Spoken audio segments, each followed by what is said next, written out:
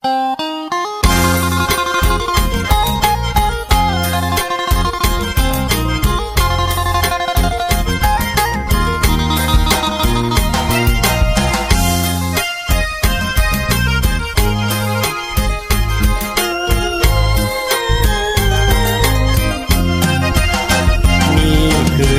ำตาหยดหยาดสุดท้ายที่หลังออกไปให้มันสะสมหลังเพื่ออุทธรณ์ความหักหลอกล้อมต้อมตมท้องกองกับความละทมคืนคุมพี่สาวให้มานับแต่นี้ไปหัวใจที่มันบอบช้ำย้อนเจ้านั้นทำถลำด้วยเจตนา มันท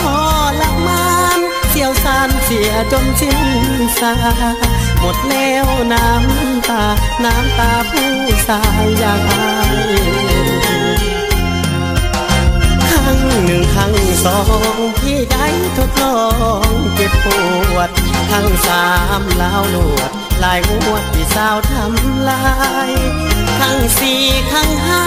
น้ำตามันยังหลั่งไหลเดี๋ยวนี้มันไม่ห้องไห้หัวใจก็เลยดังสาแล้วน้ำตาที่มันจะไหลสิ้นแล้วเยื่อใยเปลี่ยนไปกับการเวลา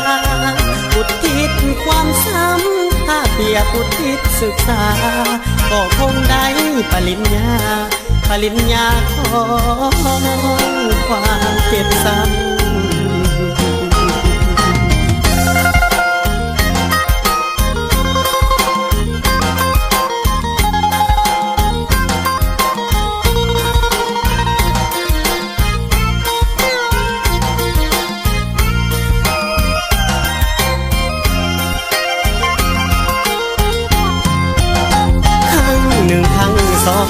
ที่ได้ทดลองเจ็บปวดทั้งสามแล้วลวดลายงวดที่สาวทำลายทั้งสี่ทั้งห้าน้ำตามันยังหลั่งไหลเดี๋ยวนี้มันไม่ห้องไห้หัวใจก็เลยดังสาแล้วน้ำตาที่มันจะไหลสิ้นแล้วเยื่อใยเปลี่ยนไปกับการเวลาอุทิศความซ้ำถ้าเปรียบอุทิศศึกษาก็คงได้ปริญญาของความเจ็บซ้ำ